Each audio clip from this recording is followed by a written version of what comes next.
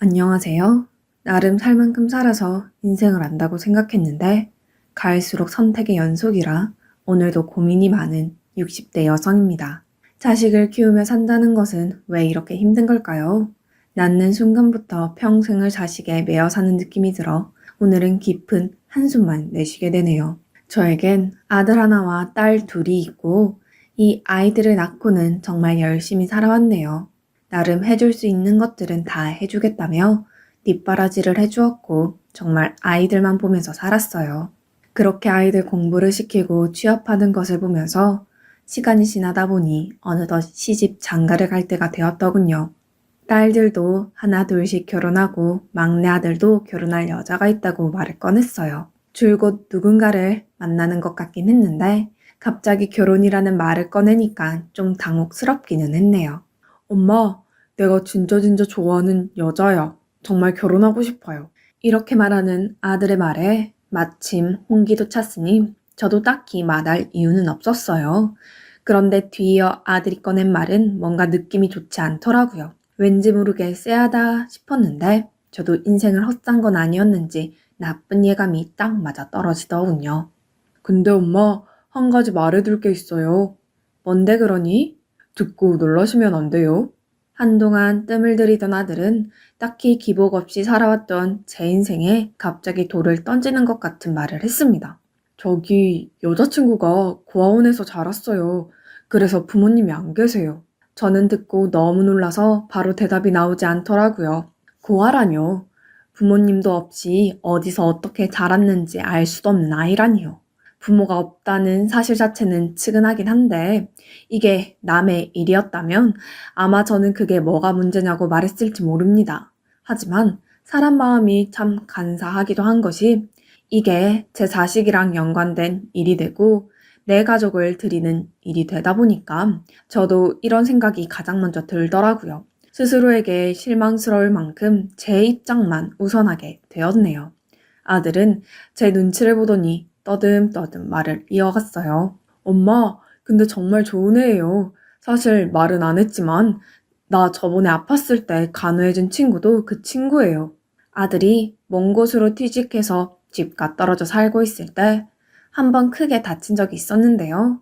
그때 너무 멀어서 제가 계속 들여다볼 수 없을 때 근처에 사는 친구가 물심양면으로 간호를 해주고 밥도 챙겨주었다는 이야기를 했었어요. 내심 혹시 여자친구가 아닌가 싶기도 했지만 역시나 예상이 맞았더라고요. 하지만 너무나 갑작스럽게 많은 것들을 받아들이고 이해해야 되는 상황이라 저도 쉽게 오케이 하기는 어려웠네요.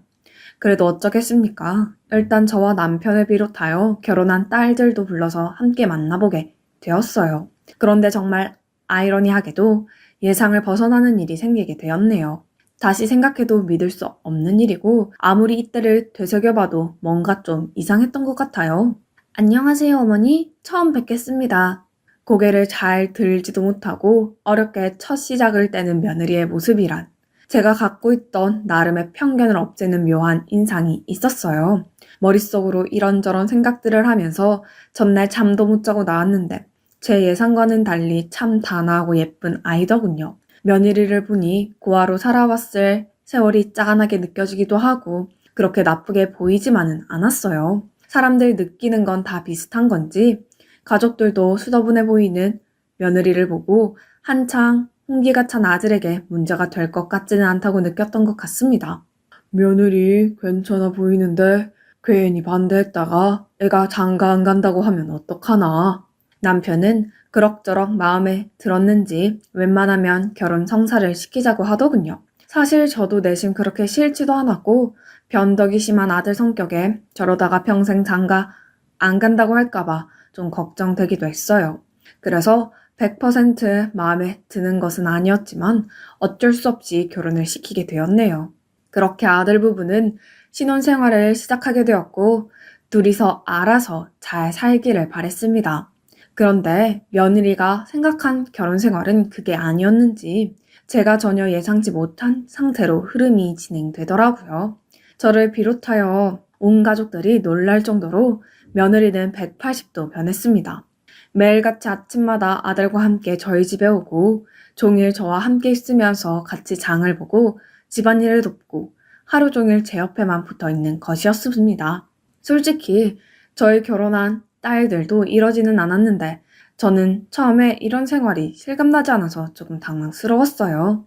아니, 어머님, 제가 있는데 왜 어머님께서 일을 하세요? 저한테 맡기시고 쉬세요. 생전 들어보지도 못했던 말을 며느리에게 들으면서 저는 어느새 며느리가 해주는 밥과 간식들을 먹으며 어정쩡하게 앉아있게 되었네요. 그렇게 매일 저와 있고 저녁에 아들이 여기로 퇴근하면 나란히 넷이서 저녁 먹고 설거지까지 다 하고 우리가 쉬는 걸 보고 가기를 계속 하더군요. 그렇게 몇 주간을 지내고 난 뒤 쑥기 없는 며느리가 어렵게 뗀 말을 듣고 며느리의 입장을 조금은 이해하게 되었어요.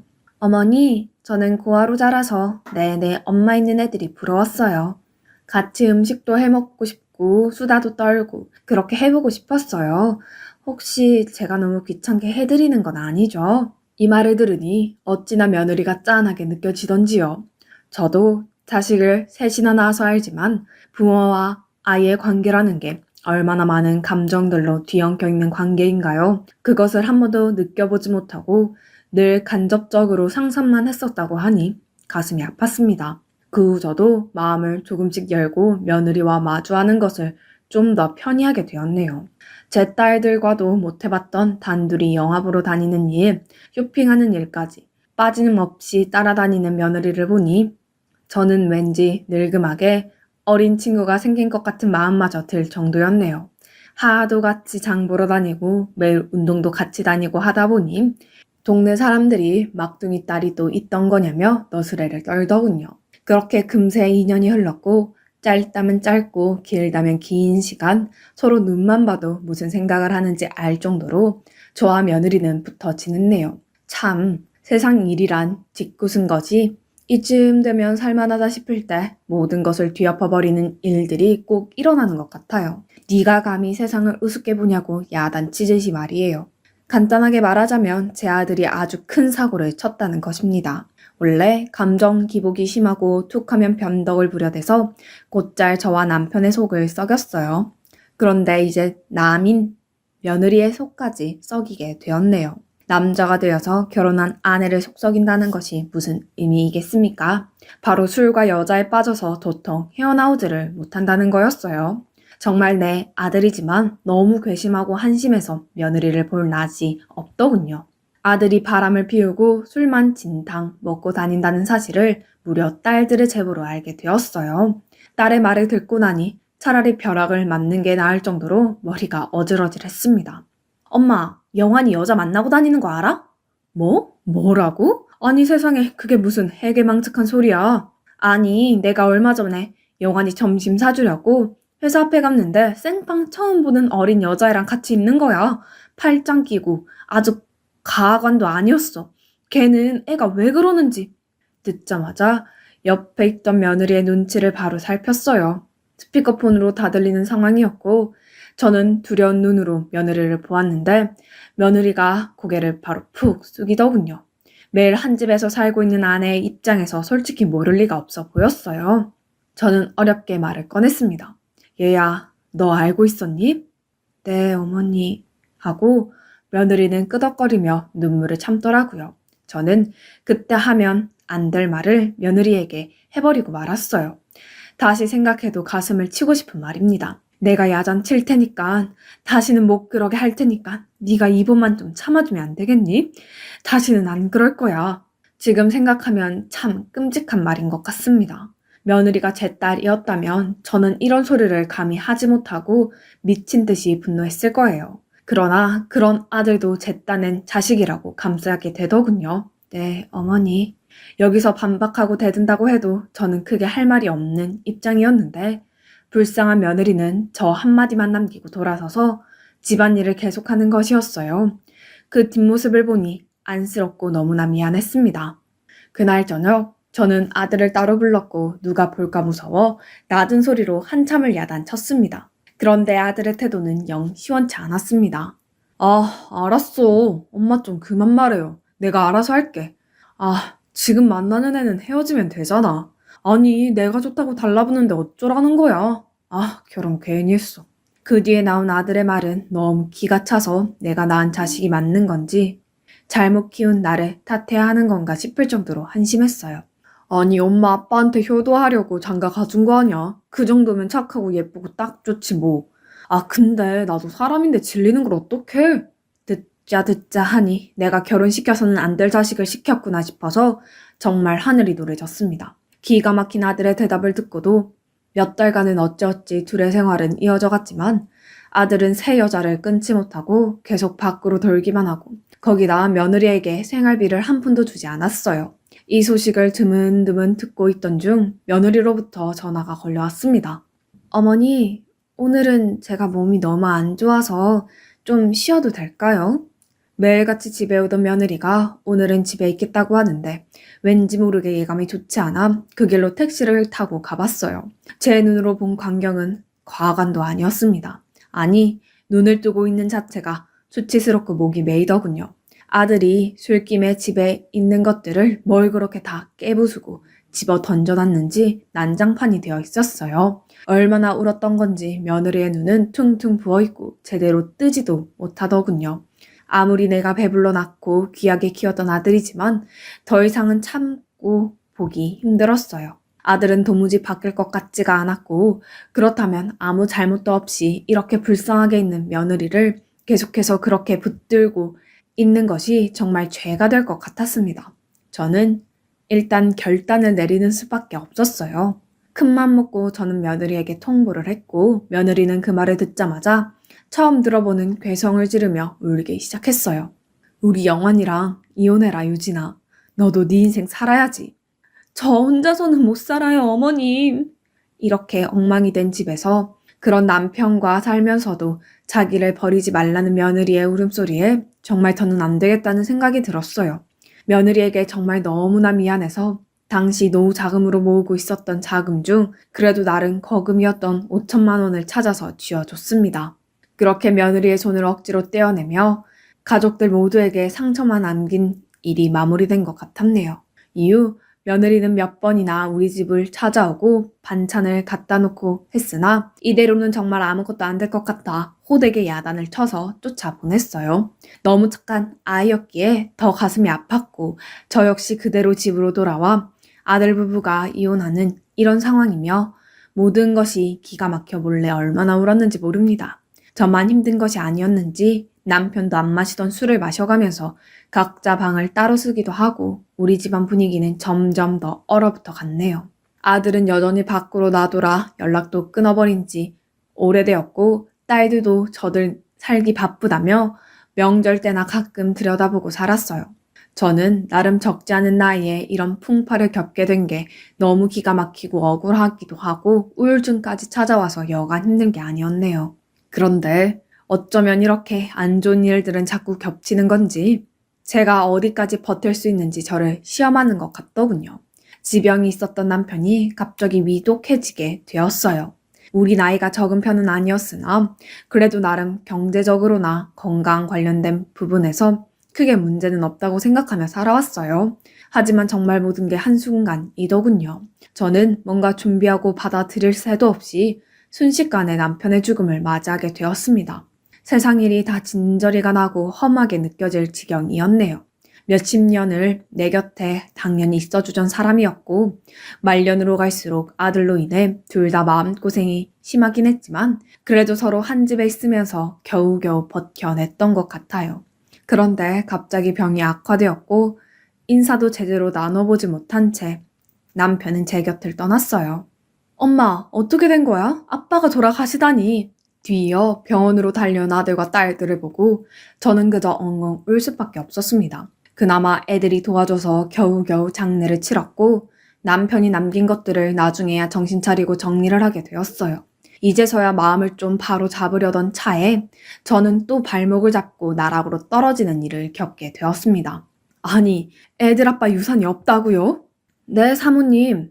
아드님 앞으로 다 돌려져 있더라고요. 유언장에도 명시되어 있었는데 사모님께서는 모르셨던 사실입니까? 이게 어떻게 된 일인지 도저히 알 수가 없어 저는 부랴부랴 아들부터 찾아갔어요. 아들은 술에 떡이 된 채 집안에서 누워 있었고 재촉을 해서 정황을 알아냈더니 저는 왜 남편 혼자 가버린 건지 원망스러울 정도로 경악스러운 상황이더라고요. 아들은 우리와 연락을 끊은 몇 년간 술과 도박, 여자에 빠져 살면서 수많은 빚을 져버렸고 저를 볼 면목이 없으니 자기 아빠를 찾아가서 끝도 없이 돈을 타냈던 모양이에요. 저도 이 무렵 때는 우울증으로 지쳐서 남편과의 대화가 거의 없었기에 잘 몰랐는데 그때 이렇게 아들에게 돈을 주고 있었다고 합니다. 원망스럽기도 했지만 자식이라고 차마 끊어내지 못했던 남편의 마음도 모르는 것은 아니어서 너무 괴로웠어요. 그래도 그렇지 유산이 다 아들 앞으로 돌아갔다뇨. 아들은 완전히 도박에 눈이 멀어 돈 따위를 우습게 생각했고 병상에 있던 자기 아버지를 조르고 보채서 그렇게 누나들과 엄마인 저도 생각하지 않은지 자기 앞으로 다 돌려버렸더군요. 더 충격적인 건 그 돈을 거의 다 탕진해 버렸다는 것이었어요. 엄마, 얼마 없어. 아니, 나한테 남은 건 이제 없어요. 아니, 다 써버렸다니까? 아들은 텅 빈 눈으로 저를 보며 그마저도 술로 망가져버린 혀로 말하더군요. 하루아침에 저는 저와 남편이 살던 집까지 경매에 넘어가는 상황이 되었고 작은 단칸방에서 살아야 할 형편에 치닫게 되었어요. 나이 60을 바라보는 나이에 경제적으로 이렇게 바닥을 찍게 될 줄은 꿈에도 생각지 못했습니다. 피가 역류하는 것을 느끼며 정말 아들을 가만두지 않겠다는 생각을 하며 있었는데 충격적인 전화 한 통이 걸려왔어요. 이영환 씨, 어머님 되십니까? 아들의 전화로 다른 사람의 목소리로 저를 찾는다니 예감이 너무 좋지 않았어요. 저는 이때 이미 너무 지쳐 있었고 서 있을 힘도 없는 상황이었는데 다음 내용을 듣고 그만 기절해 버렸나 봅니다. 옆집 이웃이 저를 발견해줘서 겨우 정신을 차렸으니까요. 아드님이 운명하셨습니다. 아들이 빌린 돈을 갚으러 왔던 사람들이 집에 찾아왔다가 하도 반응을 하지 않으니 문을 부수고 들어왔다가 아들의 유서와 마지막 모습을 발견했다는 것이었어요. 저는 이쯤 되니 미치지 않는 것이 이상할 것 같은 상황이었습니다. 아들을 보낸 지 얼마나 되었다고 한 달도 되지 않아 아들을 보내야 하다니요. 그것도 자기 손으로 그렇게 가버린 아들이요. 하늘을 올려다보며 소리를 몇 번이나 질렀는지 모릅니다. 차라리 나를 데려가라고요. 너무나도 힘든 시간을 보내던 중 아무 연락도 없는 딸들이 원망스러워 전화를 걸었더니 저에게 돌아오는 말들이란 차라리 저는 이때 전화를 걸지 말았어야 했어요. 엄마는 아빠가 영원이한테 돈 주고 있을 때 뭐 했어? 자식은 영원이만 자식이야? 우리가 엄마 아빠한테 자식이긴 해? 그렇게 영원히 감싸더니 그게 이런 결과야? 나는 엄마처럼 안 살아. 연락하지 마. 이 말을 듣고 저는 정말 모든 걸 다 끊어내고 싶었어요. 모든 식음을 전폐하고 아무것도 하지 않고 그대로 조용히 있고 싶더군요. 이따금씩 옆집 이웃이 들여다보면서 자꾸 걱정하고 뭔가 주는 바람에 겨우 버티기는 했지만요. 점점 두통도 심해지고 이제 울음도 나오지 않고 먹는 것도 불규칙해 허기도 제대로 느껴지지 않아서 멍하니 누워있기만 했어요. 그런데 어느 날 누군가 문을 두드리더니 겨우 일어나서 대답을 했는데 왠지 목소리가 나지 익었어요. 나를 아는 사람인가 싶었는데 정확히 제 이름을 부르는 것이었어요. 누구인지 이런 곳을 찾아오는 게 어울리지 않을 정도로 화려한 옷을 휘감고 있었고 머리부터 발끝까지 고급스러운 분위기를 풍기는 아줌마였습니다. 왠지 얼굴 낯이 익는 것 같기도 하고 아닌 것 같기도 해서 조금 헷갈리던 차에 그 아줌마의 입에서는 충격적인 말이 나오더군요. 어머니, 저 유진이에요. 어머니 며느리요. 기력이 하나도 없어 일어날 수도 없었지만 그래도 있는 힘껏 눈을 뜨고 찬찬히 다시 얼굴을 봤어요. 살이 조금 찐 것 같긴 했으나 분명 며느리임이 틀림없었어요. 혈색도 좋고 낯선 분위기가 가득했으나 얼굴은 분명 맞았어요. 아니 어떻게 이곳을...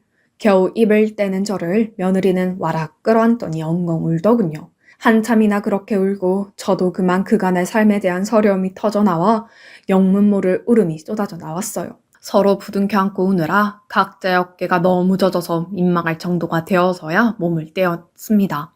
며느리는 제 아들과 이혼한 후 좋은 남자를 만나서 재혼을 했고 남편의 사업이 잘 되어 점점 부유하게 되었다는 겁니다. 한동안 세상과 연을 끊으며 지내왔던 제가 듣고 어렴풋이 알 정도면 상당히 유명한 곳인 듯 했습니다. 어쩌다 절 찾게 됐는지 물었고 그 뒤에 하는 며느리의 대답은 정말 심금을 울리더군요. 어머니, 저에게 처음으로 엄마 같은 애정을 주셨던 건 어머니였어요.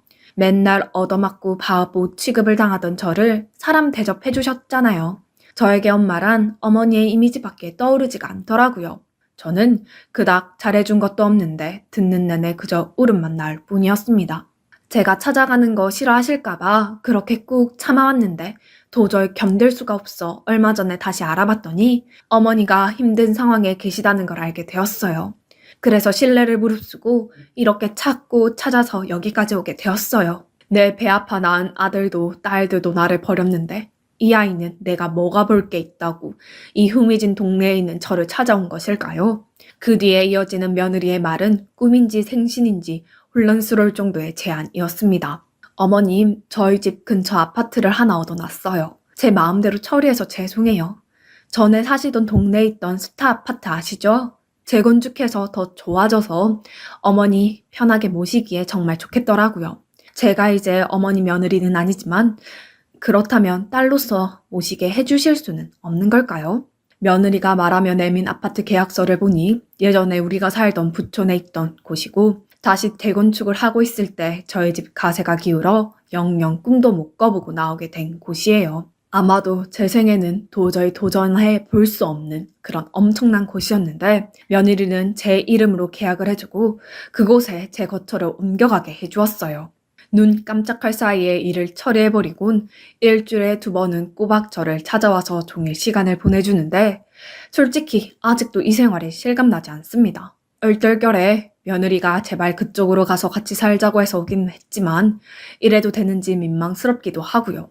오래도록 상처있고 내리막막하던 저에게 며느리는 저를 다시 잡고 끌어올려주면서 매주 용돈도 주고 냉장고도 비지 않도록 채워주며 그렇게 저를 살갑게 섬겨주네요. 이렇게 인생이 180도 변할 수가 있는지 꿈을 꾸는 것 같아요. 저를 기억해준 며느리와 시간을 보내는 게 너무 감사하고 감지덕지한데 이런 저에게 또 다른 새로운 먹구름이 드리워지려고 합니다. 저는 조금이라도 편히 지낼 수 없는 운명인 걸까요? 바로 엊그제 친딸들이 대체 이 상황을 어떻게 알고 찾아온 건지 이 근처에 살고 있어서 뭔 소식이라도 들었던 걸까요? 매몰차게 연락을 끊을 때는 언제고 나란히 저를 찾아왔더라고요. 그래놓고 겨우 안정을 찾아가던 제 속을 다 뒤엎어버리는 말을 합니다. 엄마, 이서방이 사업하는 게 너무 안 돼서 나 진짜 못 살겠어. 애들 교육은 어떡해? 우리 거리에 나 앉게 생겼어. 엄마, 혼자 이렇게 좋은 집 살면서 딸들 생각은 안 해?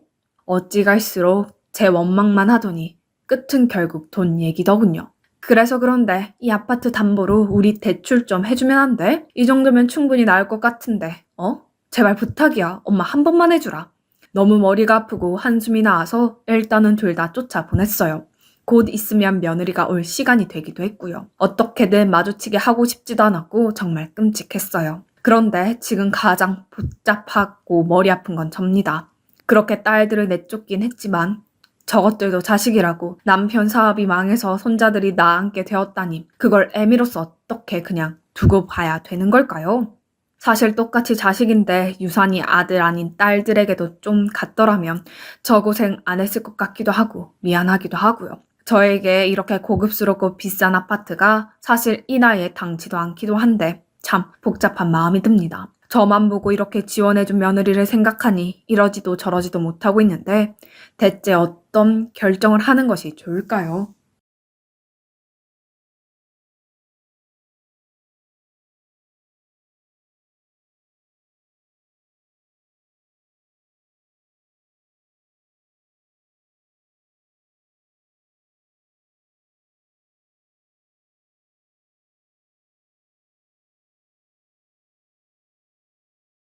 안녕하세요. 어느새 환갑도 훌쩍 넘기고 칠순을 바라보는 나이가 된 할머니입니다. 이제 이 나이가 되고 보니 사는 즐거움이 뭔지도 알게 되고 그래서 요즘은 사는 재미만을 쫓아다니면서 즐겁게 살고 있는데요. 돌이켜 보면 인생사 세웅지마라고 다 좋은 일도 나쁜 일도 있었는데 우리 자식들 이야기를 한번 해볼까 합니다. 저는 제법 부잣집에서 나고 자랐습니다. 위로 언니들은 아주 높은 교육을 받았고요. 그런데 저는 언니들만큼 공부에 재미를 못 들여서 일찍부터 어머니께 일을 배웠어요. 근사하게 차려입고 학교를 다니는 언니들이 멋있게 보였지만 저는 저대로 또 일이 재미있었습니다. 친정 아버지께서 학교를 오래 안 다닐 거면 얼른 시집가라고 하셔서 성인이 되자마자 얼른 식을 올렸죠. 집안끼리는 이미 얘기가 다 돼 있었어서 저는 동네에서 제법 땅 부자로 소문난 집으로 시집을 오게 되었어요. 남편은 선친으로부터 물려받은 땅도 있었는데 수완이 아주 좋은 사람이었습니다. 땅이야 아무리 갖고 있어도 도지 줘서 버는 걸로는 한계가 있다고 하며 땅을 다 팔아 큰 축사를 하나 지어 소를 키우기 시작했습니다. 저야 아무것도 모르니 농사 짓고 남는 건 도지를 주면 될 텐데 괜히 고생을 한다고 했지만 한 10년 부지런히 소를 먹이니 남편 선친 때에 비해서 큰 부자가 됐고 또 10년이 지나니 근방에 사는 사람들 중에는 제일 부자라고 소문이 났습니다. 그 지역에서는 이름난 한우 생산자가 되었죠. 한우만 키운 것도 아니고 소를 키우면서도 계속 땅을 사고 팔고 또 농사를 크게 짓고를 되풀이했습니다. 남편이 지역에서 위세 꽤나 부리니 그때부터는 가만히 앉아서도 뭘 하면 돈이 된다는 귀뜸이 들어온 거죠. 그렇게 시집 온 지 20년 만에 동네에서는 인망 있고 지역에서도 손꼽는 부자가 되었습니다. 하지만 대단한 부자 행사는 한 번도 해본 적이 없습니다. 소문이 그렇게 난 것이지 실제로 대단한 부잣집 사모님 소리를 들을 만큼은 아니었습니다. 꼭 필요한 일이 아니면 함부로 돈을 허투루 쓰는 일도 없었죠. 그렇다고 구두쇠 짓을 한 것은 없지만 가끔 남편을 보면 뭘 위해서 저렇게 돈을 버나 싶을 때도 있었으니까요. 자식들 공부도 다 시키고 이제 좀 한숨 돌리면서 살아볼까 했는데 남편이 위암에 걸렸습니다. 어느 때부터 식사만 하면 체한 것 같다고 말씀하시곤 하더니 병원에 가니 겨우 수술이나 해볼까 할 정도였죠. 꼭 3년을 버티고 돌아가셨어요. 애아빠가 돌아가셨을 때 큰애는 이미 큰 천물점을 차려주어서 걱정 없이 잘 살고 있었고 둘째도 의료기기 사업을 하면서 돈을 잘 벌고 있었습니다. 이제 눈에 밟히는 자식이라면 당시 아직 장가도 안 난 막내였습니다. 막내 아들은 당시 큰 도시에 나가 학원을 차리고 있었습니다. 당시로서는 학원이 꽤 잘 된 모양이었는데 애미는 그런 줄은 모르고 그저 결혼도 안 한 막내로만 알고 있었지요. 그래서 항상 길가에 내놓은 자식처럼 불안하게만 생각하고 있었습니다. 그러던 막내가 어느 날 갑자기 저를 찾아왔어요. 이참에 큰 사업을 해보겠다고 돈을 좀 마련해 달라는 것이었죠. 재산이 있어도 위로 형들이 있는지라 우선 형들과 상의해보라고 했더니 엄마, 걱정 안 하셔도 돼요. 주변에 좋은 분들도 많이 계시고 그래서 도움도 많이 받고 있어요. 저만 열심히 하면 되는 일인데 크게 망할 일이 뭐가 있어요. 형들한테도 다 이야기하고 온 거예요. 아들들한테 전화를 돌려보니 이미 형들에게 다 다녀온 것인지 다들 막내를 도와주라고 했어요. 그래서 길이 안 나 있어 묶여있는 땅들을 제외하고 팔만한 땅들은 모두 정리해서 돈을 해주었습니다. 아버지 유산을 주는 셈이니 신중히 쓰라고 신신당부를 하면서 말이죠. 그런데 몇 달이 지나지 않아 이내 사고가 생기고 말았습니다. 막내 아들이 연락이 안 돼요. 큰아들을 시켜 수소문을 해봤더니 이미 그 지역에서 자취를 감춘 지 오래라는 것이었어요. 청첩, 병력 같은 일이었습니다. 포부 있게 사업을 해보겠노라고 돈을 마련해 가더니 마치 야반 도주를 하다시피 사라져 버리다니요. 아들 셋 중에 첫째와 둘째는 제 성격을 닮아 수더분하고 자기 분에 맞는 일을 하는 것을 좋아합니다. 그래서 큰 욕심을 내지 않고 대학을 졸업하고 자기 길을 찾아갔지요. 하지만 막내는 돌아가신 애아빠와 비슷한 면이 많았습니다. 학교를 다닐 때부터 돈을 남보다 앞질러 가기 좋아했고 남들이 예측하기 어려운 생각도 잘해서 무모하다 싶은 일도 잘 버리곤 했죠. 그래서 따르는 친구들도 많았습니다. 그래서 제 속으로는 기대도 컸는데 나이가 30이 넘도록 뚜렷하게 이거다 싶은 일을 하는 게 보이지 않아서 또 실망도 컸습니다. 그러던 막내가 사업을 벌이겠다고 찾아왔을 때는 기대가 컸는데 그런 아이가 몇 달 사이에 흔적도 없이 사라졌다고 하니 얼이 빠질 지경이었습니다. 그 나이가 한참을 더 알아보고 난 후에 들려준 이야기는 더욱 충격적이었습니다. 도시를 이잡듯이 뒤지고 친구들을 수소문해본 결과 막내는 도박 중독이었습니다.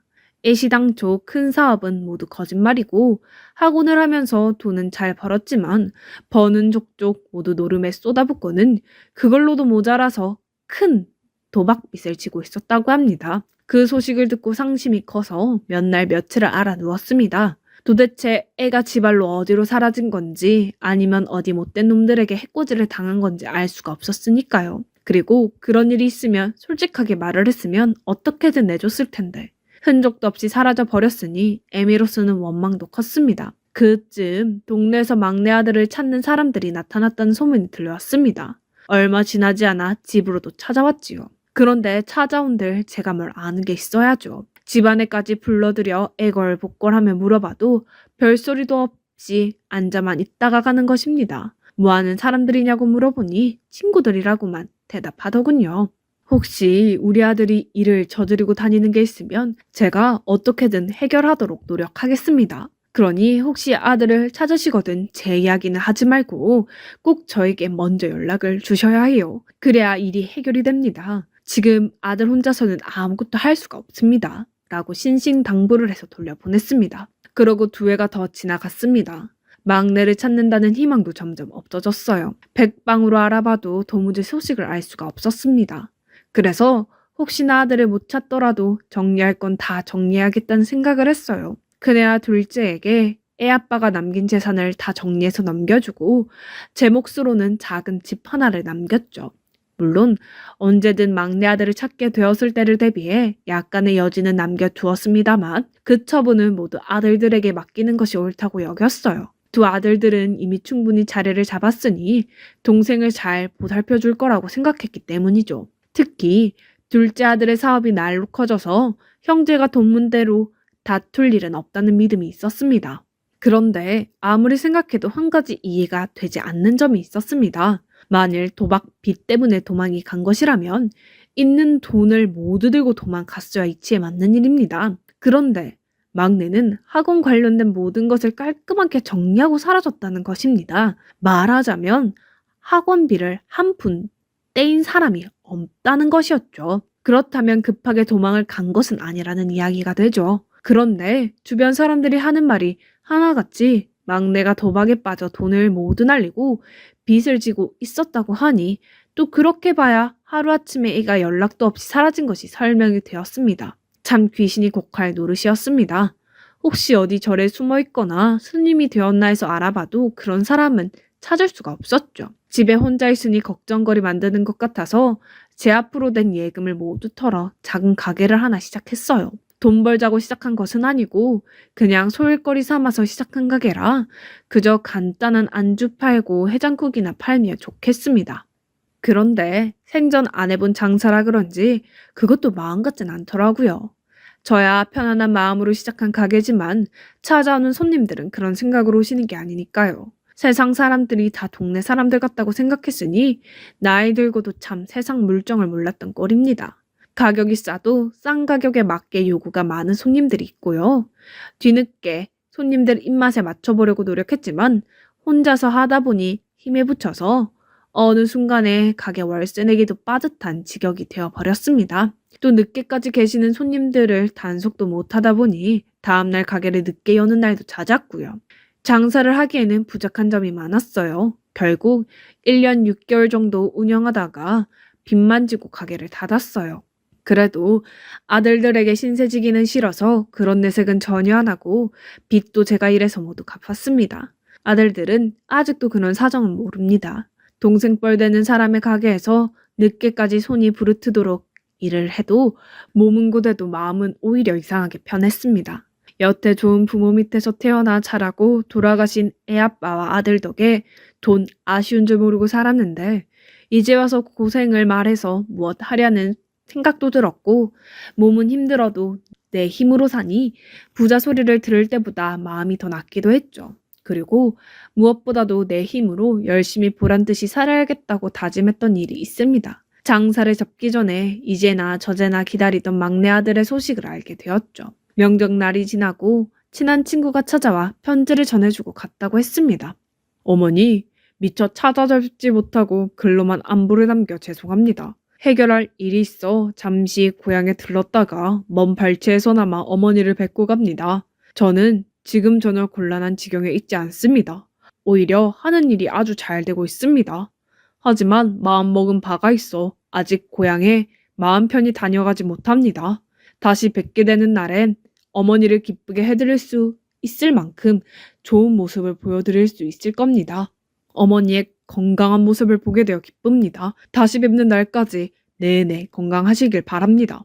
5년이 다 되도록 소식을 모르던 아들이 무사하다는 걸 안 애미의 마음은 뭐라 말로 표현할 수 없을 정도였습니다. 편지를 전해준 친구에게 몇 번을 되물어 막내의 편지가 거짓이 아니라는 것을 알았고 오히려 더 건강하고 말쑥한 모습이더라는 것, 그리고 어려운 친구를 크게 도와주고 갔다는 이야기도 들을 수 있었습니다. 그제야 모든 것이 안심이 되더군요.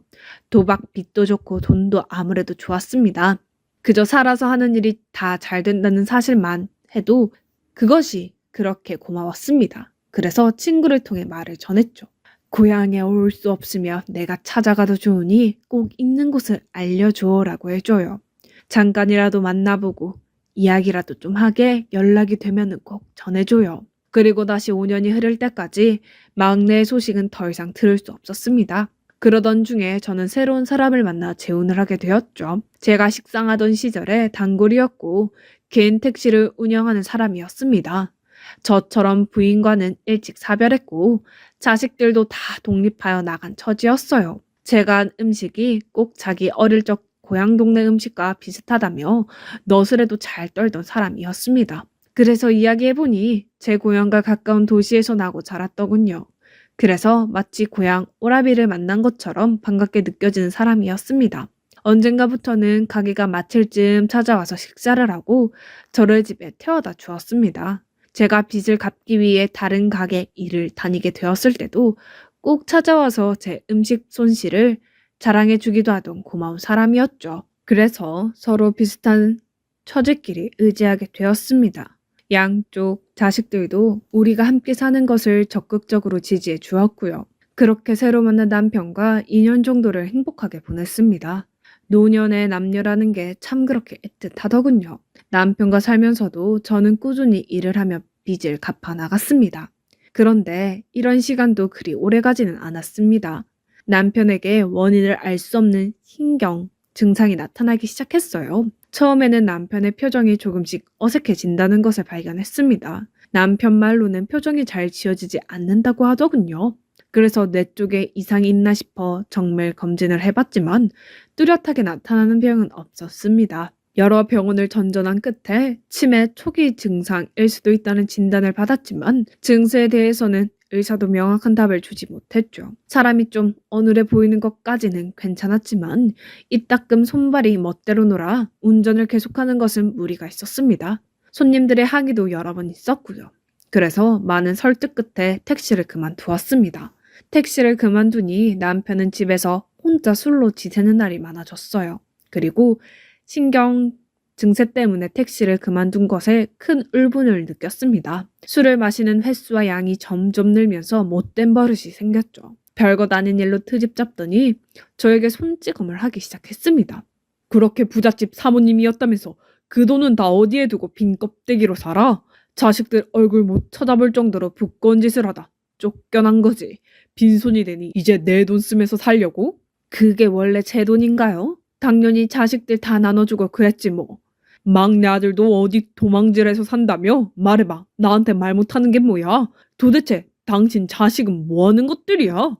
오랫동안 의지하던 사람이 갑자기 변해버리니 처음에는 충격도 컸고 무섭기도 했습니다. 하지만 이제와 또 아이들을 뭘 더 찾아가겠나 싶기도 하고 어쨌거나 잘 버티고 살아야 막내도 다시 만나보고 한다는 믿음 덕분에 버틸 수 있었죠. 때려도 좋고 욕을 해도 좋았습니다. 몸도 성치 않는 데다 술까지 취한 사람이 때려봤자 얼마나 야무지게 때리겠습니까? 하지만 동네가 떠나가라고 고함을 치고 망신을 주는 것이 힘들었죠. 이미 동네에 맞고 사는 여자라고 소문이 다 날 지경이었습니다. 하지만 제 눈에는 그저 환자로만 보일 뿐이었어요. 한편으로는 또 함께 살다가 저 지경이 난 것이니 나 편하자고 버리는 것도 못할 짓이라는 생각도 들었죠. 그러다 보니 수치스러운 것도 그냥 참고 넘길만 했습니다. 수치심보다는 가슴속에 갖고 있던 희망이 더 컸죠. 그렇게 한 3년을 더 버티며 살았습니다. 그동안 남편의 행동은 점점 격해져서 경찰이 온 적도 몇 번 있었고, 한 번은 남편을 피하다가 이마가 크게 찢어진 적도 있습니다. 그런 이후로는 그냥 받아만 주다가는 큰일 나겠다 싶어 발광을 할 때마다 팔을 붙들어 잡곤 했어요. 어느 순간부터는 남편을 다루기가 편했어요. 그런 사이에 어느 날 거울을 보니 제 얼굴이 몰라보게 늙고 있더군요. 그간의 빚도 거의 다 갚아가고 많이 늙긴 했지만 욕심내지 않고 소소하게 재미를 찾아가며 살다 보니 앞으로 좋은 일도 많이 생길 거라고 스스로 위로하던 차에 그리고 또 그리워하던 정말 꿈만 같던 막내 아들을 만났습니다. 그 만난 과정도 참 독특했죠. 그날 머리를 하러 미용실에 갔다가 시장을 보고 집으로 돌아오던 참이었어요. 대문에 들어서자마자 웬 양복 입은 청년들이 마당을 서성이고 있었습니다. 그리고는 제가 들어오는 것을 보고는 저에게 허리를 숙여 반절을 하더군요. 안녕하십니까? 혹시 김재훈 씨 어머님 되십니까? 그 말에 저는 소스라치듯이 놀라 들고 있던 손가방을 떨어뜨리고 그 자리에 우두커니 멈춰 섰는데요. 재훈이요? 재훈이는 우리의 아들인데요. 재훈이가 왜요? 지금 어디 있나요? 아, 김재훈 사장님께서 어머님을 모시러 나가셨는데 아마 중간의 길이 엇갈린 모양입니다. 잠시만 기다리시죠. 사장님이라니 이건 또 대체 무슨 소린지 도무지 알 수 없는 상황에 주변을 둘러보니 현관 사신문이 열린 사이로 남편이 방바닥에 주저앉아 있는 게 보였습니다. 뭔가 온몸이 흠뻑 젖은 채로요. 그리고 그 옆을 보니 기름통이 나뒹굴고 있었습니다. 그러고 보니 코끝을 찌르는 이 냄새는 기름 냄새였어요. 안에 있던 청년이 저에게 손짓을 했습니다. 어머니, 걱정 마시고 거기 계세요. 위험하니 여기 들어오시면 안 됩니다. 아니, 이봐요. 당신들 대체 뭐하는 사람들이에요? 그 사람 아픈 사람이에요. 여기요. 누구 없어요? 여기 좀 도와주세요. 그 순간 대문으로 성큼 들어오는 중년 남자는 꿈에도 잊지 못하던 그간 아무리 힘들어도 저를 버티게 해줬던 우리 막내 아들 재훈이었습니다. 아이고 어머니, 이거 죄송합니다. 아들이 오랜만에 찾아와서는 중간에서 어머니를 놓쳐버렸네요. 좋은 차로 모시려고 나갔는데 저를 끌어안으며 능청을 떠는 모습은 10년 전에 마지막에 봤던 모습 그대로였어요. 그새 좀 나이가 들기는 했지만 오히려 인상이 더 다부지게 변했더군요. 뭐라 말문이 막혀 말을 할 수가 없었습니다. 감동적인 것은 물론이고 특별히 말을 들어보지 않고도 한눈에 봐도 크게 성공한 듯한 모습에 너무 기쁘기도 해서 뭐라고 말을 해야 할지 몰랐어요. 재훈아, 이게 다 무슨 일이니? 그렇게 잘하고 있다더니 뭘 해서 이렇게 번듯해졌어. 애미가 이제 원이 없다 원이 없어. 엄마, 저는 그동안 엄마 소식 다 듣고 있었어요. 좀 연락도 하고 찾아왔어야 됐는데 엄마 사는 이야기를 들어보니 내가 뭐 선물 사들고 기분 좋게 올 수가 없어서. 아들의 말은 이랬습니다. 저를 찾아오기 위해 고향 친구에게 제 안부를 물어보다가 남편과 제 사이에 흉흉한 동네 소문을 알게 되었고 홧김에 사람들을 고용해서 내려왔다고 합니다. 아니, 그래서 왜 엄마가 저 아저씨한테 맞으면서 사는 건데요? 엄마가 뭘 그렇게 잘못했는데. 엄마, 내가 엄마 이야기도 다 알겠는데 술 먹고 사람 때리는 사람하고는 못 사는 거야. 엄마 알겠죠? 2번 생각도 하지 말고 얼른 챙겨서 나오세요. 이제 저랑 사시면 돼요. 그러면서 아들은 이별 위로금이라며 그 자리에서 1,000만 원을 남편에게 건넸습니다. 좀 천천히 그간 이야기도 들어보고 사는 것도 정리하고 싶었는데 하도 성화를 해대는 바람에 남편에게는 잘 있으라는 소리도 못하고 재훈이와 함께 서울로 올라갔지요. 올라가는 길에 아들에게 들은 그간의 이야기를 요약하면 이렇습니다. 10년 전 그때 아들에게 큰 액수의 도박빚이 있었던 것은 사실이지만 그것이 저에게 받아간 금액만큼 큰 액수는 아니었다고 합니다. 어느 정도 빚을 갚고 남은 돈으로 사업을 시작하려고 했던 것은 사실이니 저에게 아예 거짓말을 한 것은 아니었죠.